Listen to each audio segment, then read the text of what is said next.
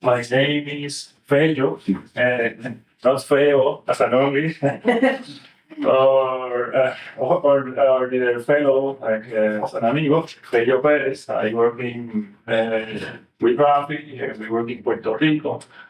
I work as the coordinator for farmer resources there, and we've been working in Puerto Rico since 2022, but I've been working since last year. I've been 18 months working with farmers there.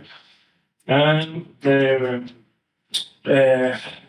we've been doing the assistant with FSA programs and with other things too regarding local Department of Agriculture projects and other type of workshops towards resilient farms.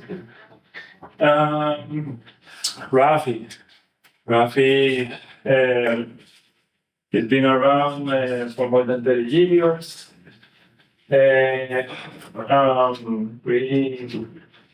We want to advocate for sustainable, equitable, and just food systems, and we've been working through different programs of areas. We have the Farmers of Hope Network, Farmer Hotline, as I said, resources for resilient farms.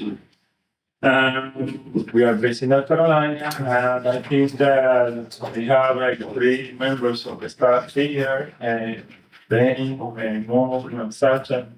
You know her.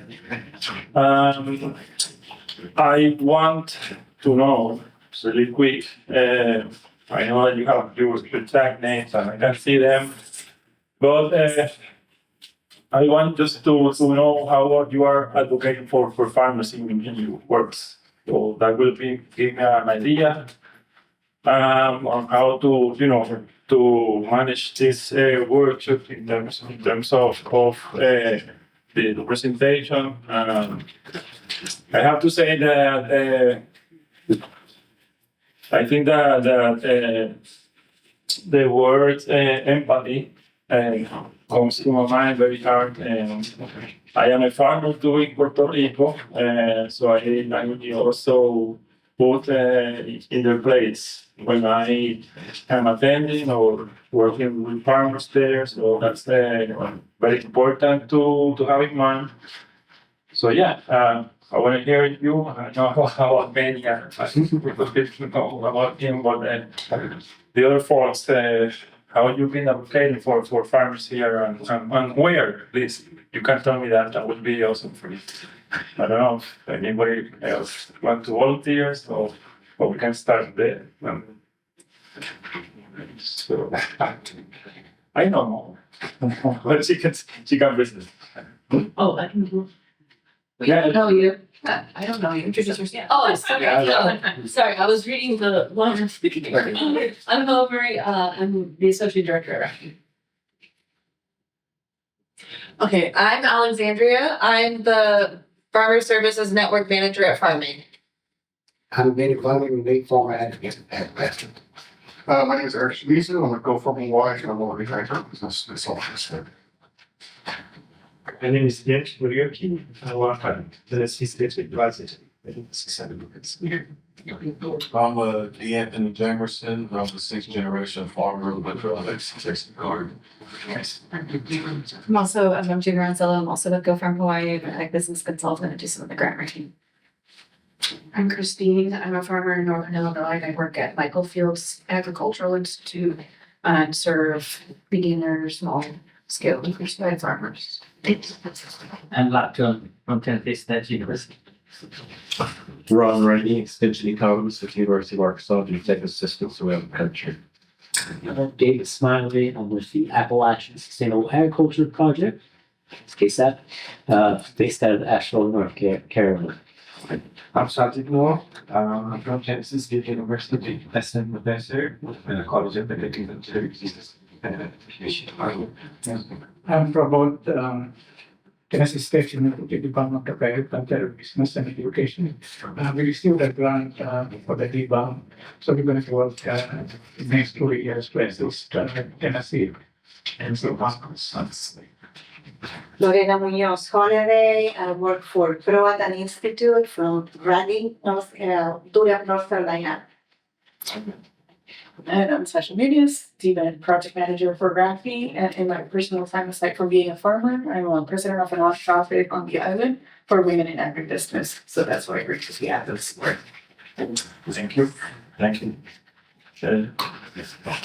For a bunch of great people here. So we have a small agenda for this workshop. We are going to, describe what those where from where those FSA comes out, and we're going to talk about the warranty and direct loans, also to initiate and describe the type of FSA loans they offer.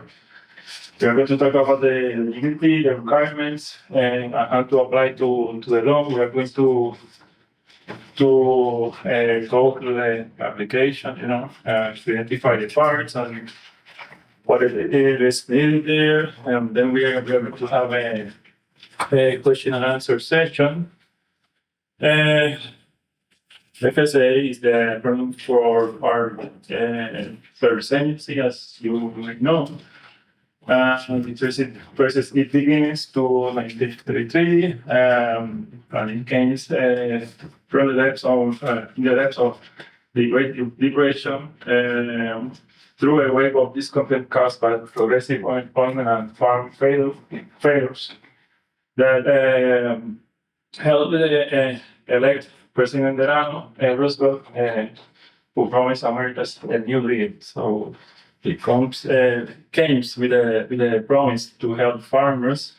It was once called Farm Security Administration, and today their responsibilities are organized into 5 areas: farm programs, farm loans, community operation, management, and state operations too.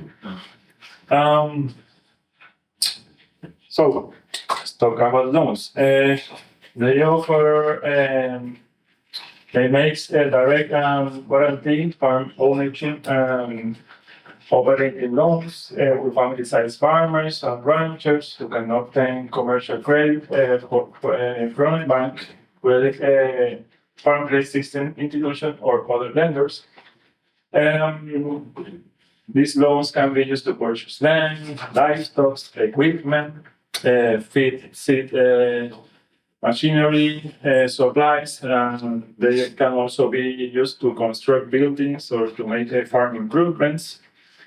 They are also often provided to beginning farmers who cannot qualify for commercial loans because they have insufficient financial resources. And the FSA also helps establish farmers who have suffered financial setbacks from natural disaster and whose resources are limited. They have played in the past. They have played an important role in Puerto Rico because we have had hit by a lot of hurricanes there. So the programs have helped a lot of farmers there after those disasters. Let's talk a little bit about what are warranty versus direct loans. The warranty loans that FSA provides, they provide conventional agricultural lenders with up to 95% guarantee of the principal loan amount. The lender is responsible for servicing a borrower's account for the life of the loan. They are not, right now, I don't know if they are so common now, but they exist, and those exist, and especially when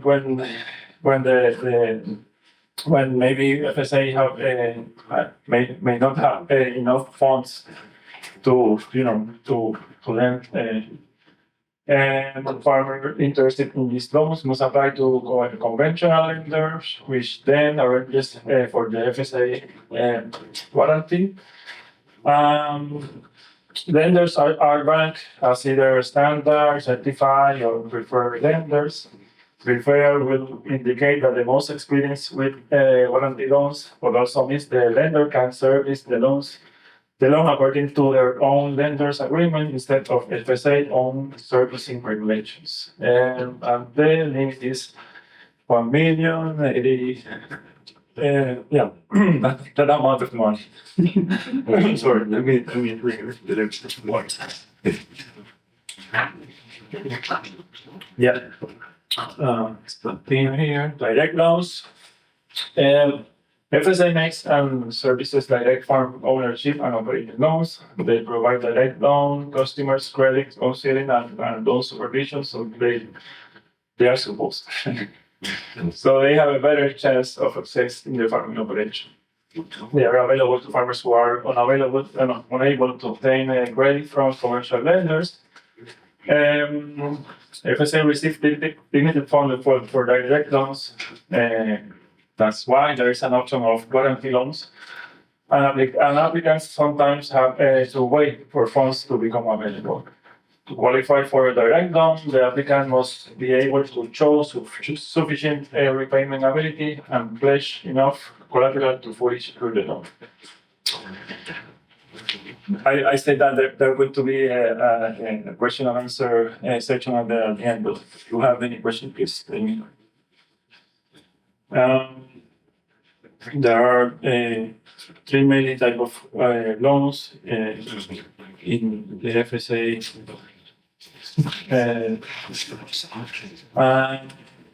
The farm operating loans. They are a valuable resource to start, maintain, and strengthen the farm or ranch.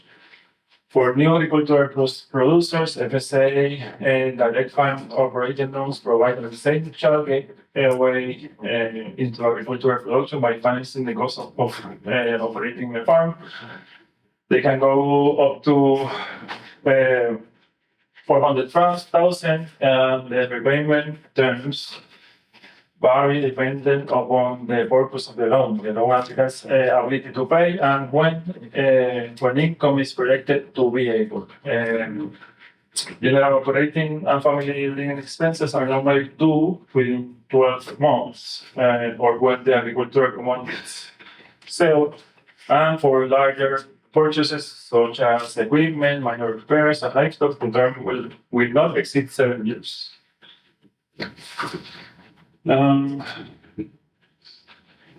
Purposes of this loan, they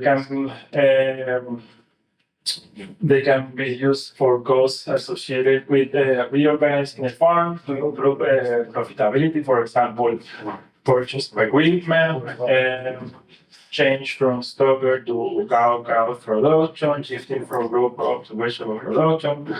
These are just some examples. The uses and the purposes may vary and it could be a lot.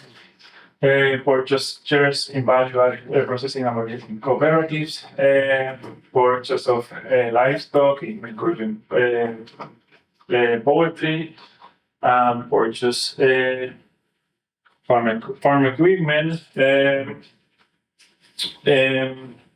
They also can be used to purchase feed, seed, fertilizers, pesticides, supplies, cash rent, family living expenses, initial processing of agricultural commodities under certain circumstances, minor improvement of or repairs to buildings, refinance certain farm-related debts, excluding real estate, land and water development, use for conservation. We actually, if there is a conservation project in your farm, we usually encourage people to stick to the NRCS programs and projects what they have. Loan closing and borrower training cost. Okay, let's go to the farm ownership loans. This type of loans offer up to 100% financing and are a valuable resource to help farmers and ranchers purchase or enlarge family farms, improve and expand current operation, increase agricultural productivity, and assist with land tenures to save farmland for future generations. We have a lot of these loans in Puerto Rico. We were trying to get, especially young farmers are trying to get back to the land and farm. So this is an option sometimes for them. And we talk about how for this farm loans to be an option.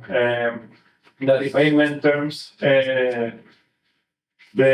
period for the FO loan and the joint financing loan is 4 years. Is up to 4 years. You can select if you want to pay the amount earlier than that, which we also we were talking with Benya about this, and also if you can go with it, because you don't know what happens to you and your farm in 4 years. They also have the micro loans, which I think that they are a good fit for beginning farmers and non-traditional with farm operations such as truck farms, farm participating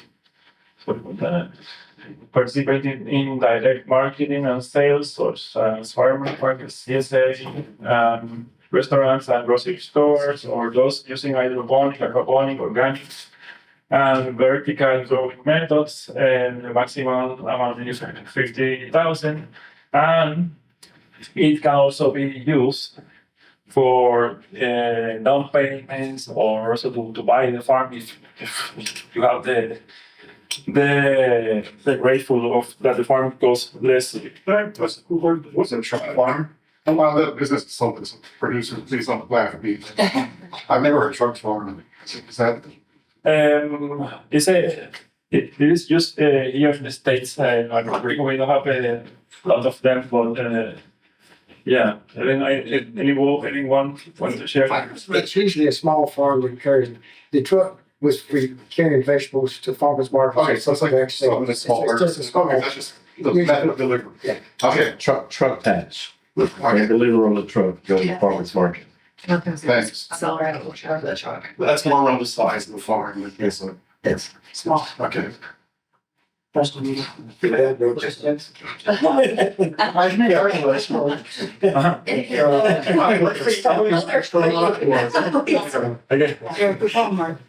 operational loan, farmers only very like the. Okay, can you now that there is no noise, can you repeat the question, please? Yeah, so for operating loans, so how much interest the farmers have to pay for it? It varies. Suppose 300K, is there an average interest rate on them? They are right now. They were like 4.79, like the past years. But right now they are going to be up to. They're around 5%. 5%. They'll vary a little bit. It varies. So it's pretty much similar to the ownership loan, right? Yeah. And what about the collateral in operating loan? They have to, do they have, to show them any kind of guarantee, like, okay, so their It collateral? will be always will be the collateral of the loan will be the property. So Can any loans that you get with FSA are considered to be, if they're purchasing for a crop, the crop is considered to be 100% collateral. If you're purchasing a farm, the farm is considered to be 100% collateral. Okay, so that's not the property then, operational. Operational loan. Yeah, That's the crop. that's a crop. That's crop. But either one, whatever you purchase with FSA considers to be 100% collateral. They can get higher if they can get additional security. But adequate is 100%, and any loan, anything you're purchasing with FSA money is considered to be 100% collateral.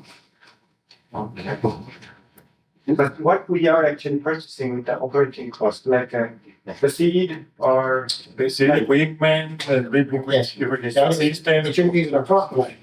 Any classes you have. So it will be considered to be 100% collateralized in the crop that you're producing with those seeds, fertilizer. so, okay, they don't need any kind of property to be. Okay, thank you. How do they use it if let's say reasonable family living expenses? There's not an asset attached to it. Like, would they collateralize something else, like equipment or land or? They can, it says up to 120% if available, if available. Okay. I have a question. So could I use an operating loan to start or grow my value added production? Like shifting, let's say I do pickles and right now I do them at my own kitchen.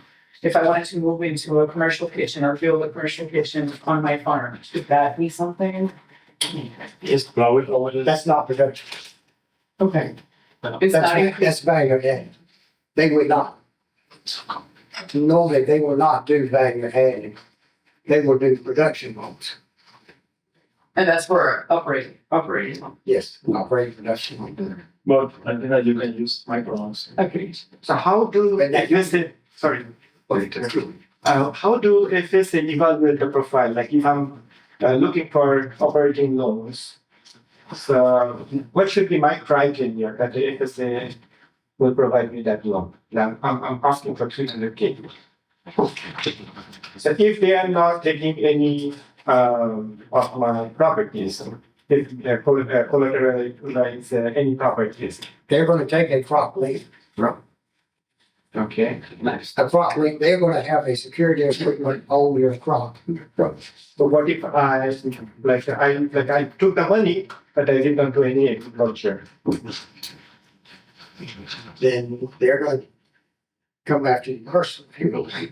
So there is no collateralized, like no, I have no property, nothing, so what do they going to take from me? When somebody forecloses on me, it still comes that you have an estate. And I am not an attorney, so I should not say. I am not an attorney. But they will come after the person, you and they can. They come up Here's a homestead. Then get a response. If you don't have a homestead, you want to.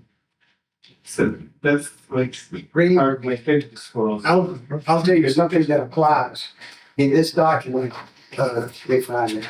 It is, yes, you've got, I think everybody's got the 2001. It is, all right, read under part C. Now, this is for, interviews, but it's, it applies the same way, that this is what you're saying. Individual liability will be required regardless of eligibility. Can we have a page number, please? It's Section C. this, part C.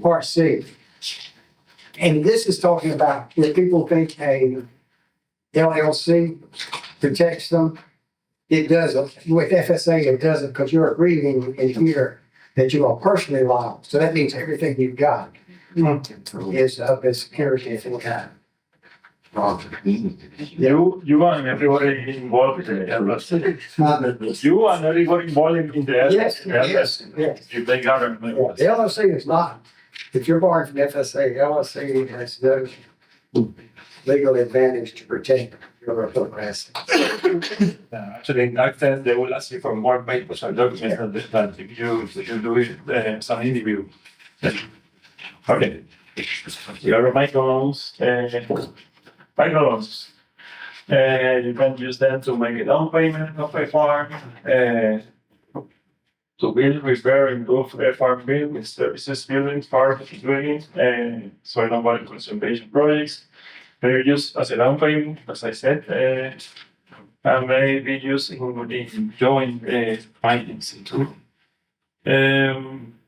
You can use them for essential tool fencing, first leasing hook houses, bees, bee equipment, livestock, irrigation. You can use them to pay your certification about GAP and GHP, marketing and distribution costs, including those associated with selling through farmers market and community supported agricultural operations, and pay for qualifying OSHA compliance standards. I think that you can use the microloans to what you support for.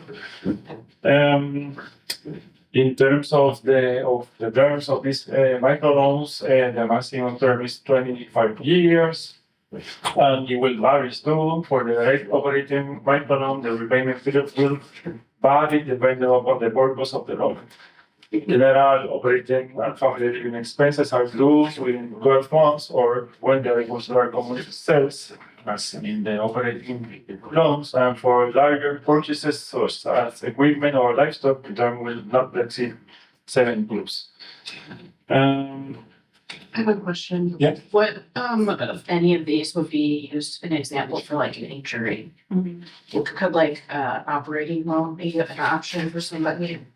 If they have a farm injury or like a workers' comp for labor on the farm? Well, You need that. if you have an injury, I don't know, you want to make a loan to cover that part, but how do you think about this? Well, you can hire labor. But what it says is the definition of farmer is that you or family members provide the majority of the labor and management. So if he's putting in the management, he can hire the labor and have it as a labor expense. Okay. Yeah, I mean, In the operating. that's the way the rules are stated, you know, for family farm is. You have to be a family farm to qualify for this. It says it says the owner operator or a family member has to put in the major labor and management. And it says excluding seasonal labor. So if you've got vegetable crops or something where you're bringing in labor, harvest labor, that doesn't count. And one other thing I'll mention over the microloans, it's not mentioned in hardly anywhere. FSA has had where you have a 7-year limitation on getting operating loans.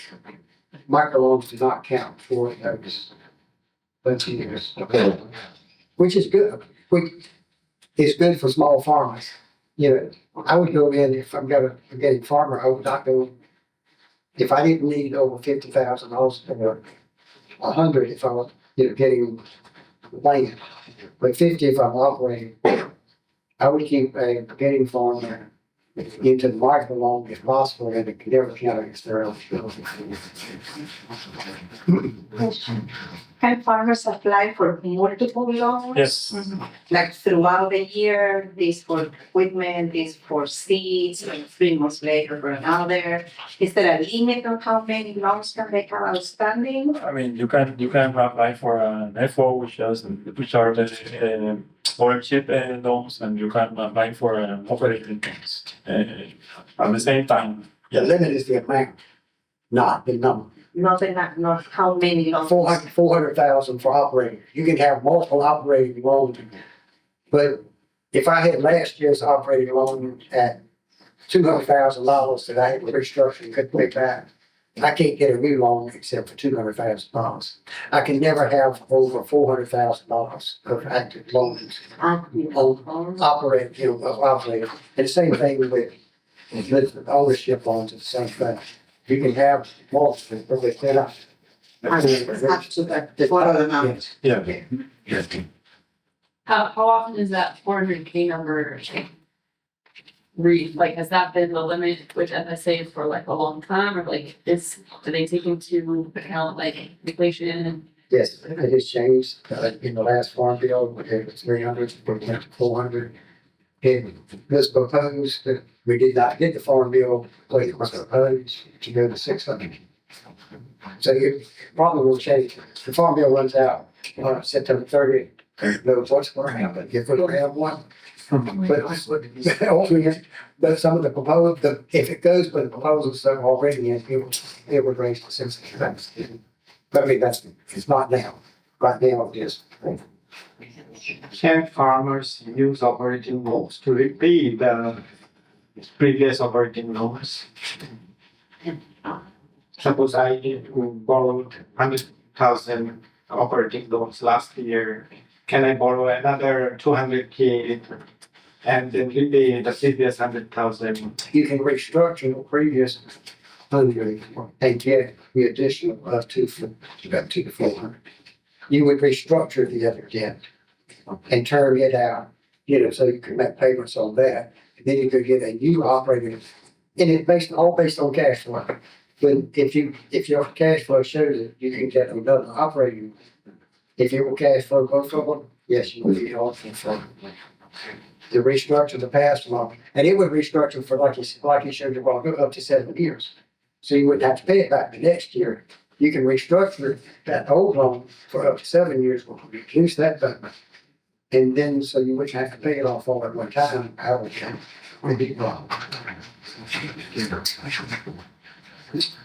So there are some requirements, some eligibility requirements, and they are actually in these forms on page 3.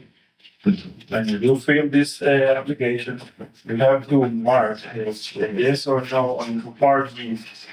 So the application they are asking about these requirements. They're mainly not having federal state conviction for planting, cultivating, growing, producing, harvesting, storing, controlled substances.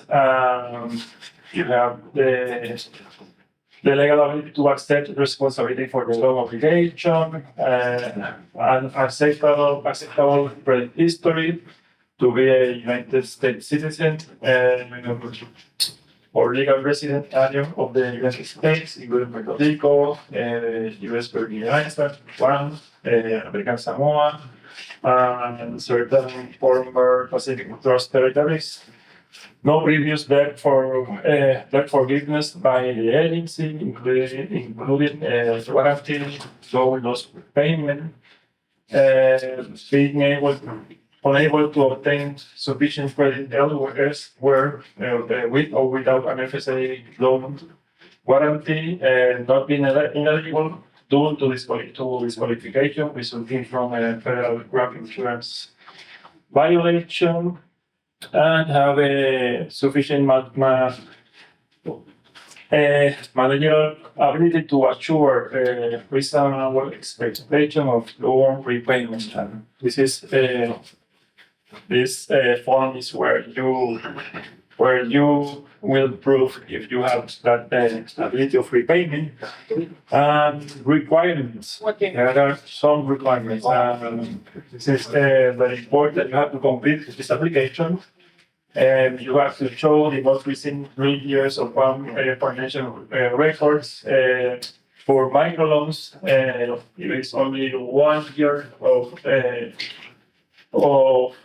farm financial records, most recent 3 years production records, 2 most recent pay stubs or proof of non-farm income. If you are going to show here that you have a non-farm income, you are working as an advocate and you want to apply to a loan, you can use the non-farm income here to show it here, but you have to present those pay stubs. But there will be made a verification of all debts over $5,000. Credit report fee, you pay for that. Individuals pay $16. Corporations, LLC pays $50. That's you get them a check with the application. you have to have an FSA number if you are currently working in the farms. If you are renting the land and you want to buy the land, you have to have an FSA number to apply for the loan, or an 80-1026. I think that I wrote that form, but we have it here updated with the FSA office. You have to have a purchase option contract with the owner. They will also ask for another fees to make a property title study, to make a certification of debt and values, to make a certification of the value of the land, and if purchasing the land. So there are a couple of things other than the application that you have to present when you apply for the loan. I have a question. Yeah. Just imagine that I'm having a farm, but I did not have any operations during past 3 years. So I don't have any financial farm records for the production records, but this year I want to restart production. So am I eligible for operating loan on that? Because I'm unable to show my doing. So you are not, you haven't been, you're a new farmer? No, just imagine that if I Yeah. But in that example, you're a new farmer. The person is a new farmer. No, the person was a farmer 3 years back. Then he stopped operation. Now again he wants to start the farm business. So in these 3 years, past 3 years I didn't do any operation at my farm. Now I'm going to do Well, this is the most recent, Yeah, so so it would just be 6 years so ago. without those numbers. Well, you will have to present some type of history production, you know, and you can use when you fill this application, you have to show your cash flow projection, and then that's why they will ask you for your history production. If you don't have a history production, you have to use the county numbers or the university or the extension numbers that they have for each of the courses that you are presenting here that you're going to have. Which sometimes those numbers are lower than what you may have when you were a farmer or when you were producing. So yeah.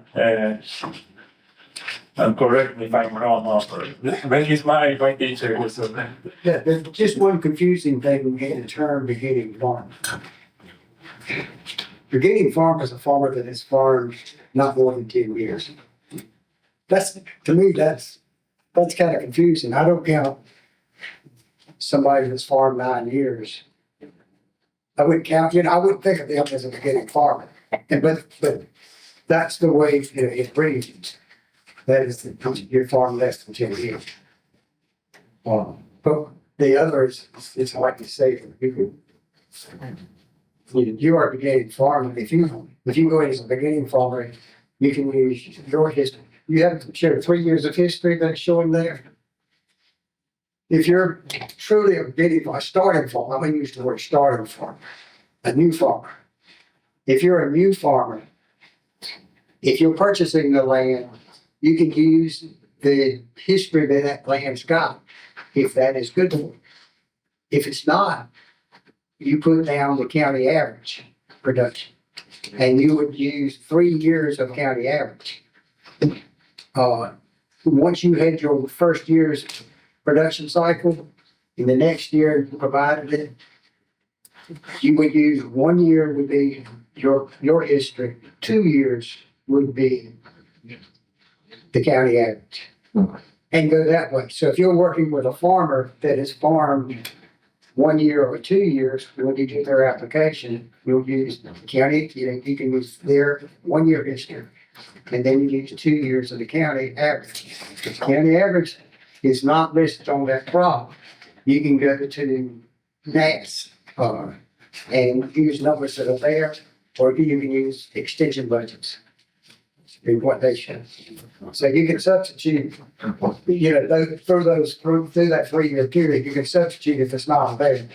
If it's available, you have to use it unless there was a disaster.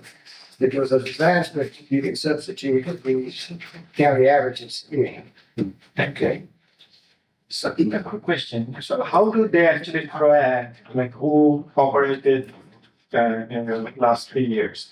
Like, do the farmers have to file taxes every year based on their last 3 years operation? Or if any farmer is not submitting the tax, then how they would be? So they are ineligible automatically for the loan? They have to file their taxes and also the Schedule F. And here in the States, it's the Schedule F. In Puerto Rico, it's the Schedule L.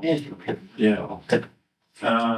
If not, you can use your plan. That's why when we are advocating for the farmers, we always, when they want to make a loan, we always ask them if they have their records. And that's important to get this type of loans. If you haven't filed those taxes, those tax forms, you can use your receipts of your sales, but you have to have a good track of them, to show your experience in terms of selling your products. Yeah. The FSA website says that 3 years of experience with the ownership loan that's within 10 years of the signing of that application.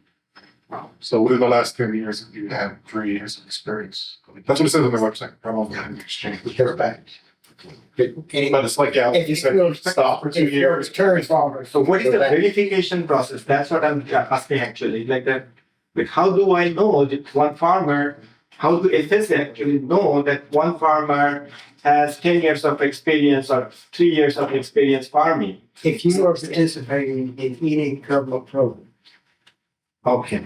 you will have a farm number and you will have an 1026 listed at the FSA office. And somebody is always listed as the operator. The operator does not have to be the owner. It can be operator owner. If you're leasing it, you would be the operator and it would list to the owner. And so they have a history. The history and you would go in beginning in the spring or your crop is coming to you. There's a time for you to go in and certify your crop, your acres. So you certify the acres with the FSA office, how many acres you're going to produce.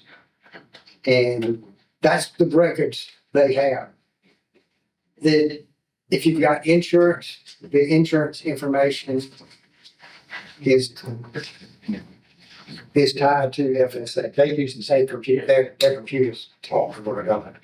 And so if you have a disaster, the information automatically goes on your production that where the crop adjuster is going out and adjusted your crop, it automatically transfers to the FSA information. And that's why it's so easy. If you're participating in a program, whether it's a disaster program, you don't have to apply for anything because they've got all the information. Because insurance has already been out and adjusters been out there, and that information is supplied to FSA. If they're not already registered with FSA with the most reliable for you to schedule apps for tax return, Yes. then I would be like that. Yeah. But if I was questioning it, I'll ask the scheduler. Yeah.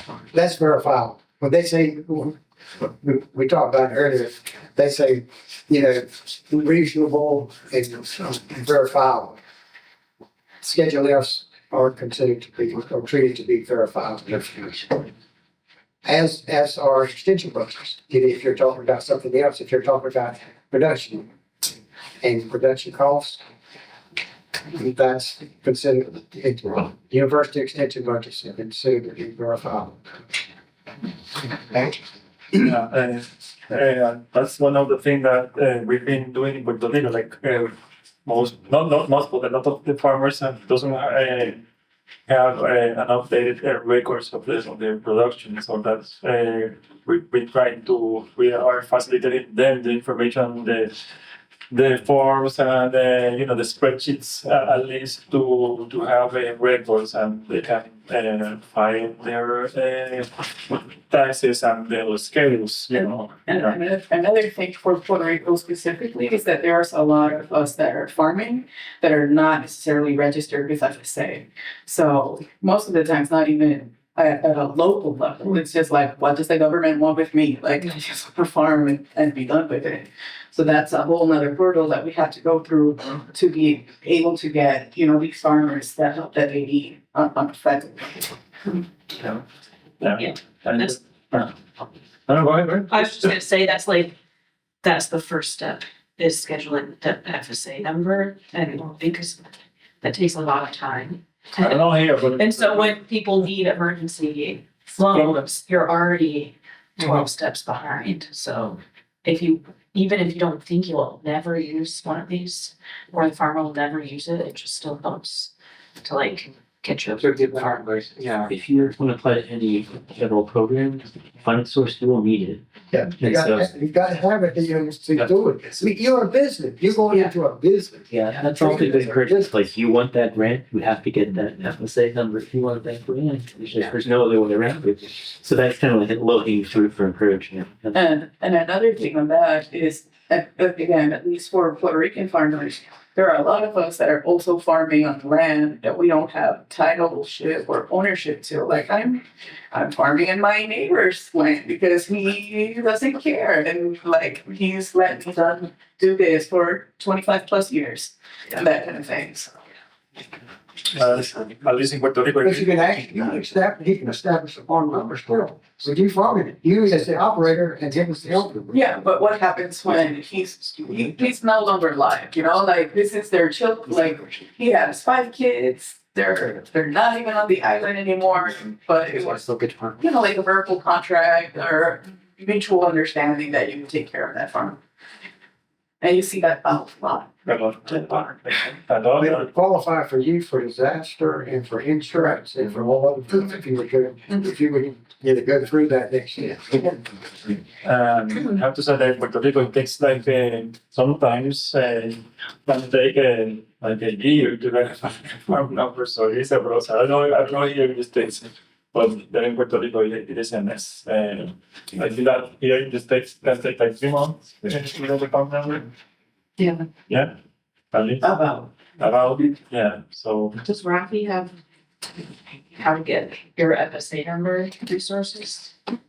There's some really helpful toolkits just for that process. We have done workshops in Puerto Rico, we find which will be that. I was gonna say our most popular blog post on our website for a long time is how to get an FSA number. So, yeah, so we do have that. So yeah, There's engagement there for sure. Also, there are what is another cost share program that FSA have, and you have to add an FSA number to apply for it. It's important to have it. Although, sorry, if you are renting the land, you can have it. You can apply for a farm, you should do it. And also, sometimes you don't know what the farm already has a farm number. So you have to first check with your FSA local office to see if you have that farm has a farm number. Because once the farm is registered, it doesn't change. Doesn't change. Transfer. Yeah. Okay. Let's see where we were. So let me yeah. Let's talk about the applications first. Then we'll talk about the process of submitting the application and what can you expect. So if we go, everybody has the application. The first part of it is mostly the applicant information. Yeah, that's mostly page 1. Page 2, and also have a space for additional members in there if you have an LLC or a corporation.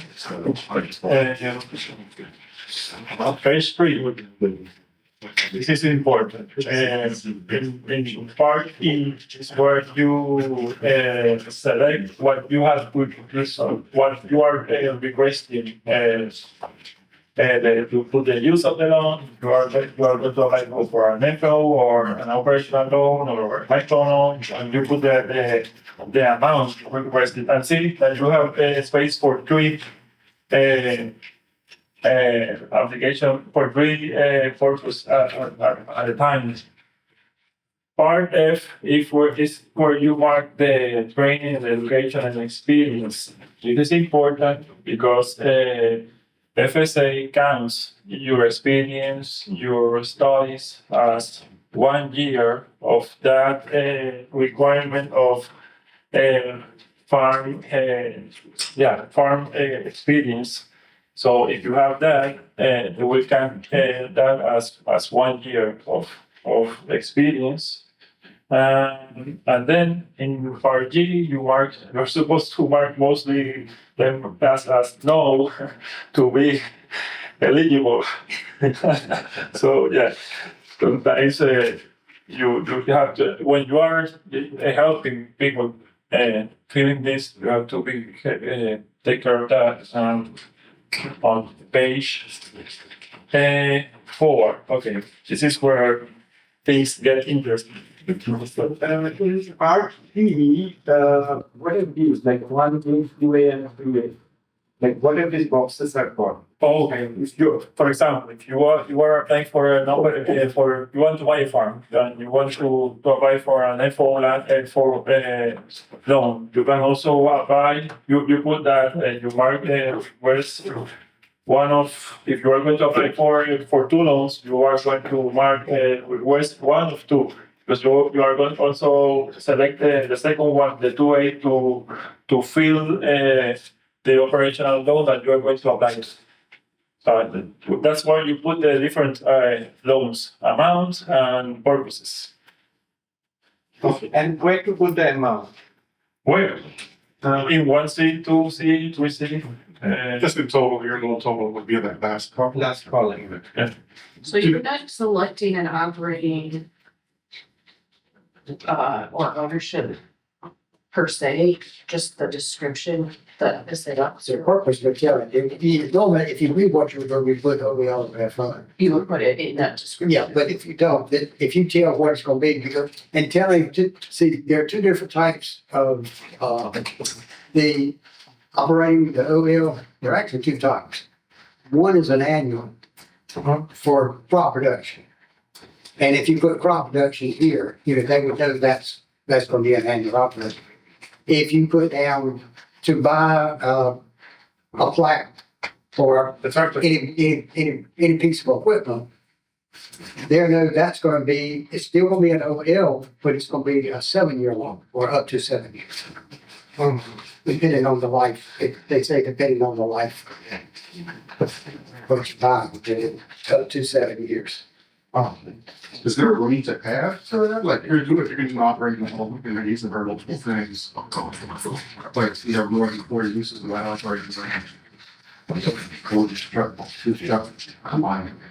I would Combine. yes, Yeah. because Go over 3. yeah, just Do they look at all? no, you can go as many as you want, but one that's going to be if you were buying different things. They're going to combine this. One, if you're going to buy a combine with one, you're talking about a combine. Like I tractor. Yes, they're just Because combine both of those, they're going on. 1 or 2 7-year-olds. And then they look at all the combined as one, or will they approve piecemeal? They're approved piecemeal. They will, okay. Yes.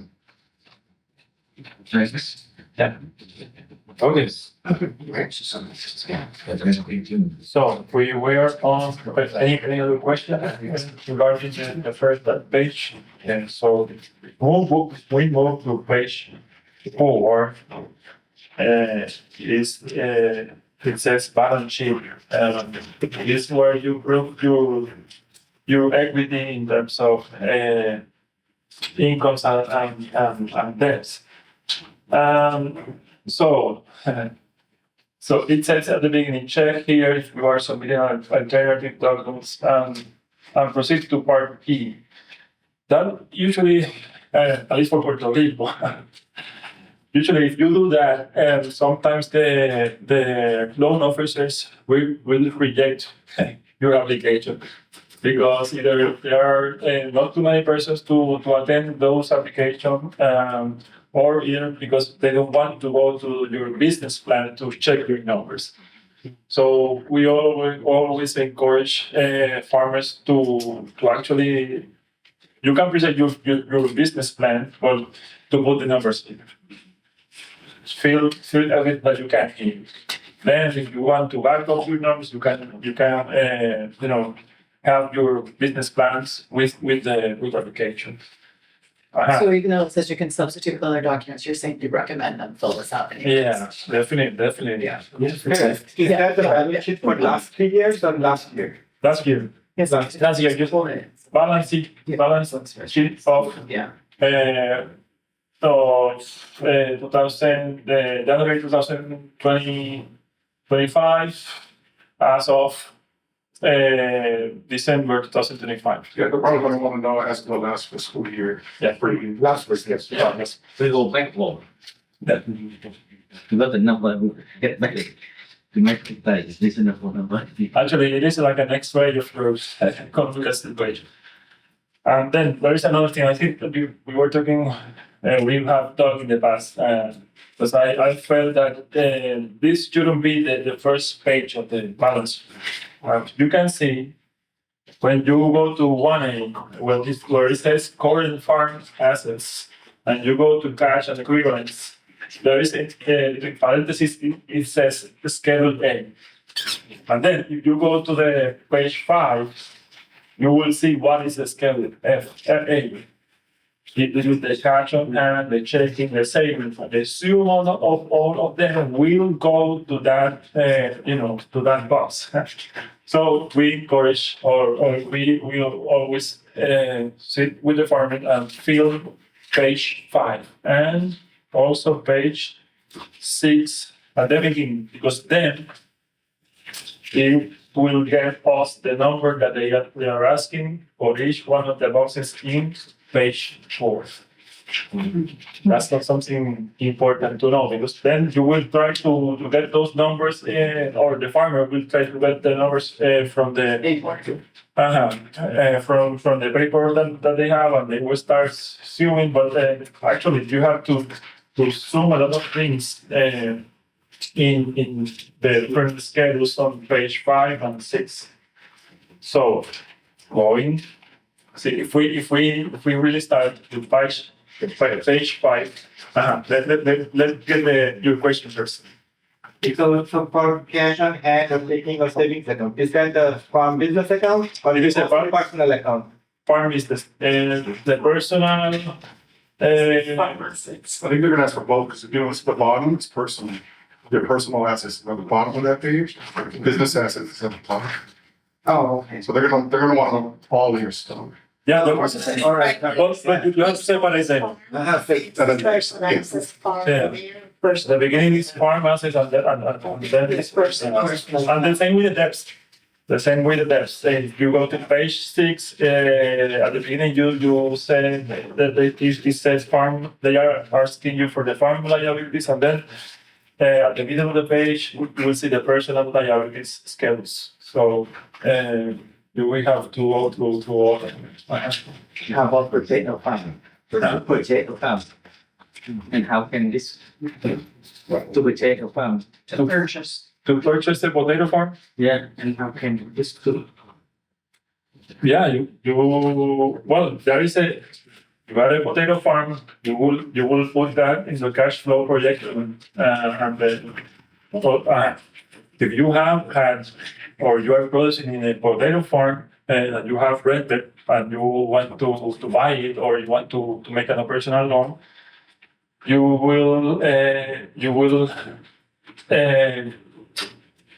put those numbers of the production in the crop inventory in Schedule C on page 5, where you put the type of crop, the measure of the parcel or the field, the units, the price per units, and the market value. That's where you're going to put everything there. So this was for an ownership loan that you don't own a farm. I would assume the farm part of the balance sheet would be it. That's, I mean, I don't know, that's what I was. Is that where you would get it from the state, like county data or whatever? I don't know if you would like, I don't like English, because that's not your business. You still have experience though, I mean, many folks are purchasing a farm, have your leasing land or. Yeah. And then I think if it's an ownership, they're gonna look at the cash projection on page 7 to see that you're gonna generate enough money to pay. Well, that's the cash flow project, yeah. That's good projection, that's what we're expecting But to. if you're buying a farm, you're not gonna have crop inventory, equipment, you're not gonna have that. You might have cash. Yeah. From the business, I don't know. Yeah. I'm not working with this, you know. If you are going to buy a farm that you haven't been closing, that's what you mean. Well, yeah, well, if you're buying a farm and you don't own a farm and you haven't started your business yet, or maybe you just started, so you might only have cash in the bank. It's not, you're not gonna have all these other assets. That's how it works, like, so. But they still wanna know the person's. Yeah, for sure. Yeah, they want to get as many numbers as they can. Yeah. So if you are, Do you make recommendations as to the level of detail for, let's say, Schedule C as crop inventory or D in terms of crop varieties? Like, say, I'm a very diversified producer. you are in page Page 5. 5. Like Schedule C. Schedule C or Schedule D, like. I You feel like 25 crops. That's a great Yeah. 40 crops. Yeah. And they're very niche and like. Also, dollars per acre depends upon where you sell it too. And like I have 5 sales outlets. Yeah. What do I do? Yeah. Well, I think that you have, as my experience, you know, we've been selecting the most profitable farm products of the farm. That's what we put there. You know, for example, we put in Puerto Rico we grow plantains, so that's something that you could get in a year. You know, so that's unless it is a profitable product in Puerto Rico, so let's put that. You know. I will put coffee because we're going to harvest the coffee in 3 years. So, yeah. Or if I have cilantro production, I will put it there because it's a profitable form. I know that's why they, and that is the reason why they have that part of check if you are submitting alternative documents and to proceed in page 4. That's the reason, not to back off this, not to not fill these parts. So yeah. Some sort of like crop combination if I would say I would do a group like crops or crops. crops if they're the same price or something. Now, I can't speak to all the FSA departments, but some don't have a lot of farming experience. I'll never rely on their experience. But they've got the financial stuff, their loan officers. The ones that aren't, we'll get reports. He's Hawaii, we love Hawaii FSA. But some of them don't have, they're not farmers. So they're gonna rely on me to say, oh yeah, all these root crops, will legal discount. We have done that part of included all the vegetables in one. I see it says attach additional pages if necessary, so I could slap a few extra ones. Definitely. Well, it's all 40. What is the difference between crop inventory and growing crops? Is crop inventory like Inventory is the grain, but you have already, stock. Yeah, that's the difference. Growing from something that you have right in the field. Market livestock and poultry, are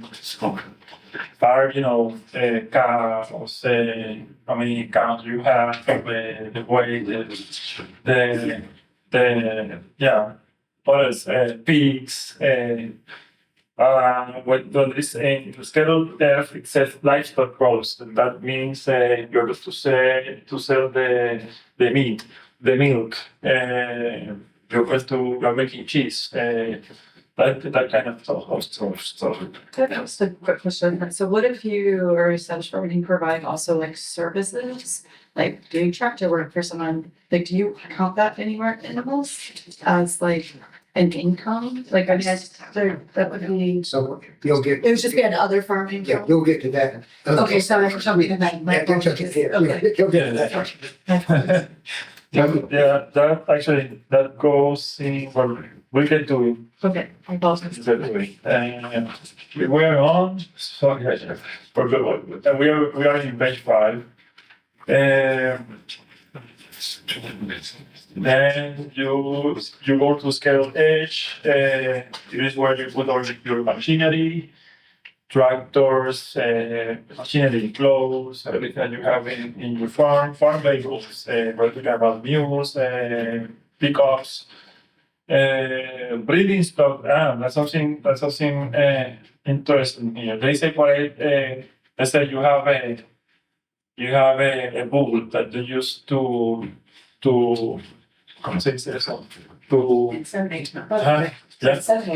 to use as your.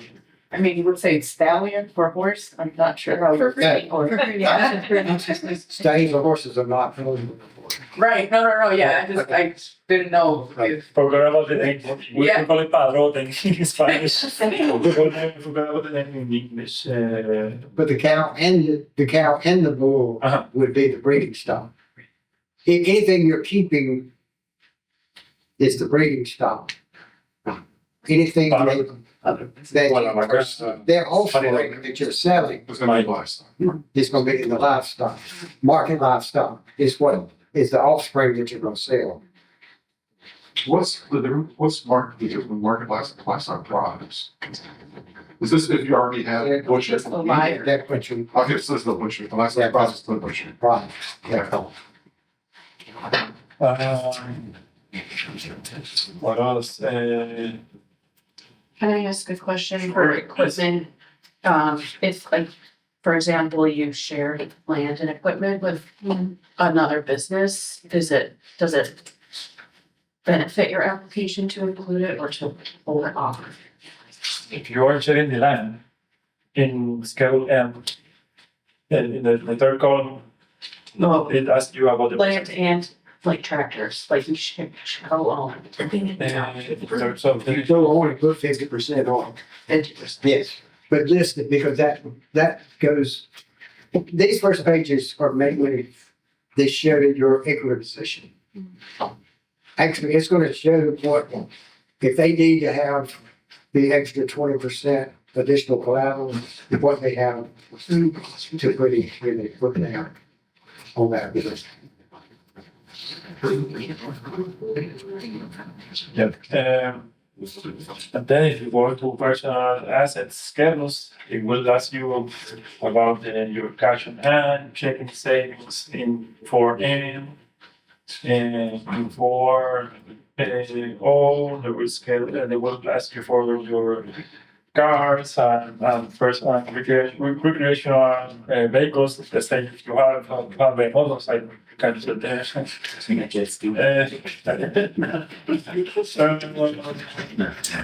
It also asks you about your retirement accounts and your non-farm real estate. Let's say you have another property that you are leasing or a beach house, something like that. I will ask you for that. And as Benny said, it is just to calculate you to have an idea of your equity position. If we go to page 6. Make one statement to just remind people, remind farmers too. We have to put it in, because farmers make a mistake. Even if they've got CDs,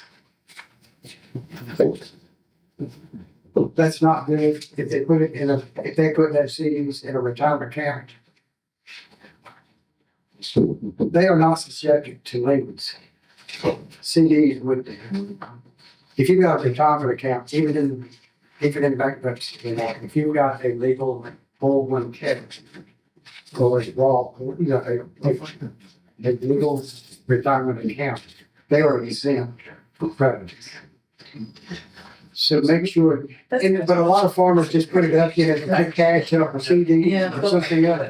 That's not smart. I mean, It really is not small. I hate to say that. It's down the road, but it's not small. They go in and put some retirement. That's a very good idea. Farmers too, they have some sort of. Be vulnerable. Yes. So they should have. Well, no, you got to list everything you got, So but I don't mean, have one. just. The smart thing would be to go ahead and put it in a, retirement account, and that, that is exempt from the breach of covenants. I say, even in bankruptcy, you get to exempt. You get to exempt that stuff. So if we take something from today, these will always have a retirement account. And that's, most farmers do not have a retirement account. Yeah. They've got cash set aside, and they count that. Well, if I don't have to use it for a disaster or something that's gonna happen on the farm, I'll use it for retirement. They'd be better off to put it in a 401k and draw from that. So then, okay, can go to page 6. And it will ask you about, again, your farm liabilities schedules, the farm liabilities and your personal liabilities. And for example, in 5A, you will write all the farm account payables. In Schedule BB, you're going to have to load the farm notes payable, and you have to include your percent of interest rate, the accrued interest, and everything. And at the end, you will assume that and have a total farm notes payable.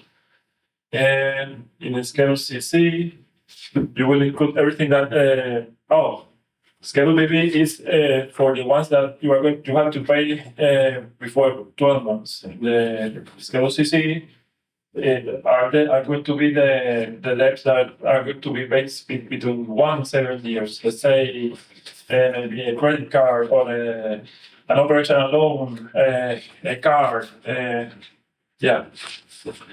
Schedule DD is the long-term debts you have to pay. And then again, you have to include the percentage, the interest rate, and the accrued interest, because that's something that you owe, and something that you have to pay. So we actually we forget about the interest, but you have to show them. And again, with the personal liabilities is the same. You have to show your personal loans payable for 12 months, credit cards in the Schedule FF, and long-term debts in Schedule GE. So it is complicated. It is a lot of details that you have to put here. But page 5 and 6. Then, with those numbers, page 5 and 6 will give you the numbers that you have to put in page 4. If you're completing this application as an LLC, including all owners have to complete these personal schedules.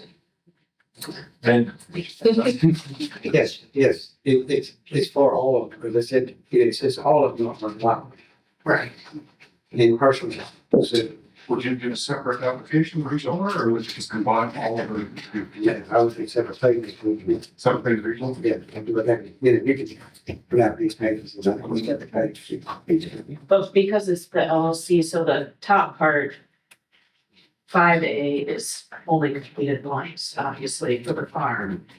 And then you're just duplicating the. Well, the for sale, yeah. That's what, yeah. so then you can fill that page. And at the end, you should have a 3A in the page 4. You should have a grand total assets and the grand total liabilities. And you will make the subtraction, and you will have the total net debt. That's important to get, because That's one where your position is, your technical position is, that's what where you chose and you have the ability to pay, and to make the repayments. And that's where this lady was talking about being other income. You see that, you see that on 1G. If you have personal loans, like it's an loan, you loan business, or you have a friend who loans you money, and there's no documentation, you don't put that.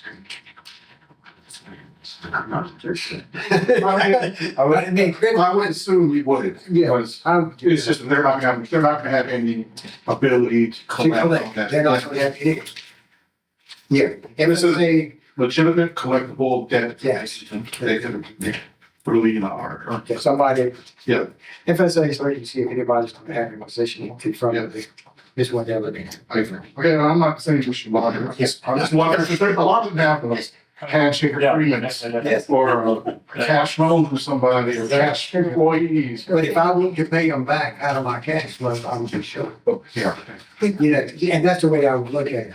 If I wanted to pay them back out of the cash flow, Yeah.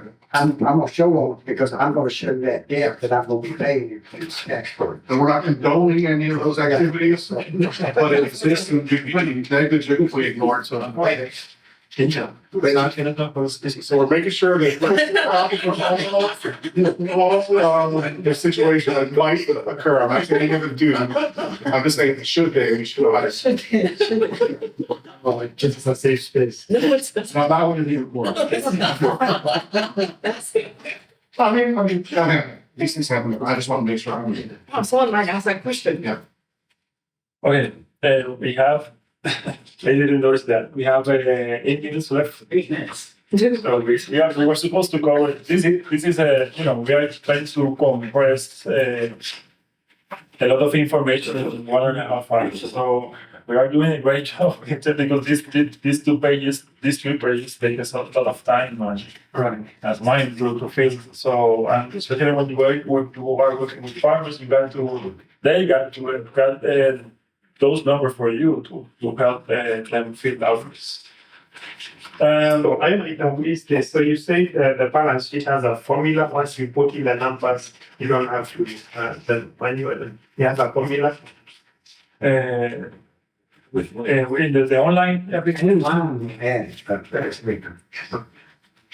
But still, I have to put, if you go online, it actually asks for information that is not, you haven't done yet. Yeah. If you go by page number, it actually goes, you've got to get information on So it's connected. the back. And so, I don't use that because that is confusing as crap. And I don't fill out where we talk about on how much money you need. If I was getting operating, I don't fill that out till I finish here and see what I need. Because I've got to see what my expenses are going to be. I've got to document my expenses over here to show what I need before I put that number in. I'm not just going to put in, I need $100,000. I'm going to go back over here and I'm going to finish this, and I'm going to show where my expenses are over here, what my total expenses are, and then that's what I'm going to put in here. I'm not going to just put in a number. What kind of opportunities are there to advocate for FSA to put the form in a word that makes sense? Wait a second.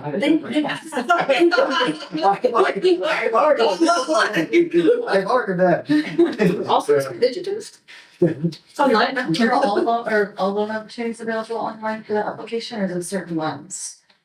Are all of the loans online now? And like SBA? They also You're talking about, Modern. this is the same, if you look at it, this is the same application for all in all. Yeah. Even for restructuring, this is the same application. Oh, it is the same for Yeah. restructuring. Yes. It's the same, Okay. 2001 is the same thing, if you're going into So it doesn't matter what restructuring. entity or anything, It's always gonna be still the same. requires. It's always gonna be the same thing. Because I think one of the things to check in. In page 3, at the beginning, it says new loan request, loan servicing request, and transfer and assumptions. You have to mark which one. Oh, Yeah, okay. yeah. I don't think that we can cover the cash flow for like. Yeah, the most important 2 pages are the last 2 pages on that cycle. And it is your cash flow, of what your income's gonna be, and what your expenses are gonna be.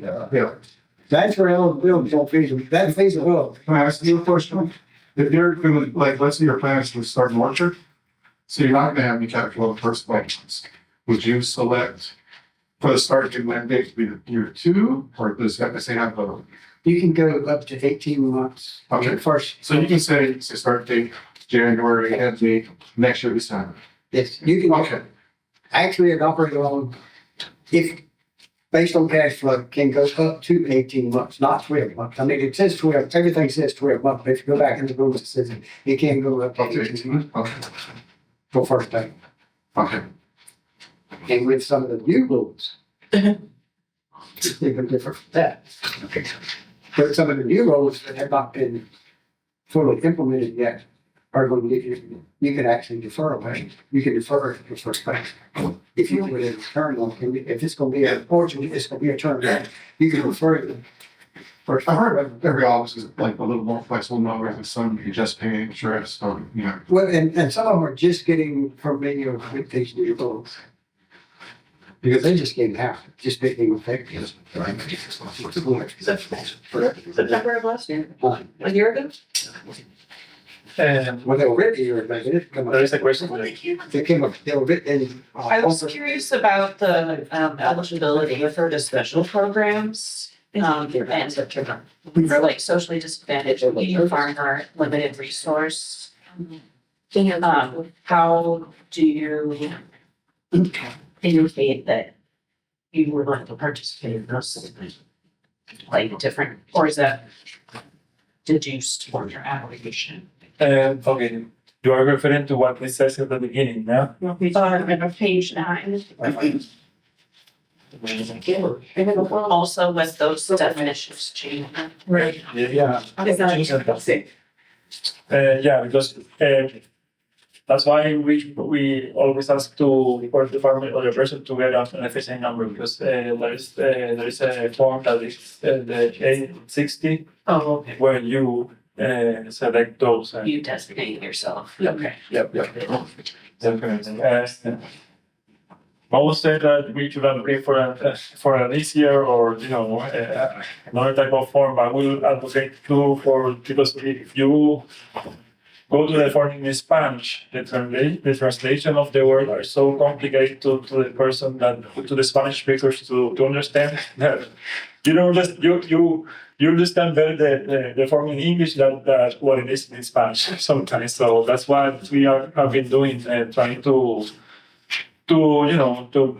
assist the farmers here in Puerto Rico and all the Spanish applicants with the Spanish version of it. It's complicated. Cultural and language competency as well. Yeah, definitely. And as Benny said, the cash flow part is a very important one. You don't have time for that because it will take, and there will be a lot of questions. I don't know what can we do. We can do. Make sure they do not turn the application in. If the numbers on page 7 are not higher than the that's the simplest way to explain that. So. It is not feasible. Yes. So we have to adjust. We got to go back and adjust. If you're working with farmers, you've got to go back and adjust. You're not very good at those numbers now. Not just positive. They should be. They should exactly. They should that campaign. What you'll have to do when you get in, you show what the income is. What you're going to have to go back and do then and look at what you show the expenses of the farm expenses and what those annual expenses are and what the current expenses are. And that you have enough money to pay your current operating, which these are the expenses in 2 bags, and those expenses. And your living, you're going to have to pay that, but it can come from non-farm income on family living. You have that listed in 2C. That's right, the cash flow doesn't show your debt on applications, career long things, all that stuff. So you gotta make sure some of that. Yeah, but you just sit there, Yeah. that you go back. It's not on, it's not on. It's not on back Yeah, here, yeah. but you got to go back and show that you have enough money to pay that. That's a good point. We're not really seeing that. Somebody asked about the non-farming, or where you put that, you were ask about that. Oh, in terms of just Okay, services, I saw it, yeah. She saw. I saw it. Thank you. So, yeah, we'll ask the DBAN. So, First question. first of all, let's give a round of applause to Fello. Definitely leaving here with more information, more things in our mind to do and to work towards advocacy. I must say that we're gonna go ahead and take a 15-minute break, but please come back at 4:30 to the main ballroom for evaluation closing and a raffle or a couple of raffles that we're gonna be doing in terms of continuing in the learning of this specific session and other sessions to come. We are going to be building a curriculum which will have all of this information and more.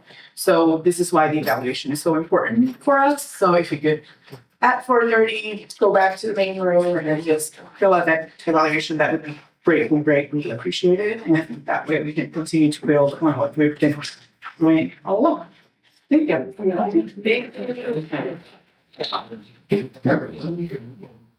We try to make any remark, personal experience. Yeah, all the most. It's so cool you're here from Hawaii.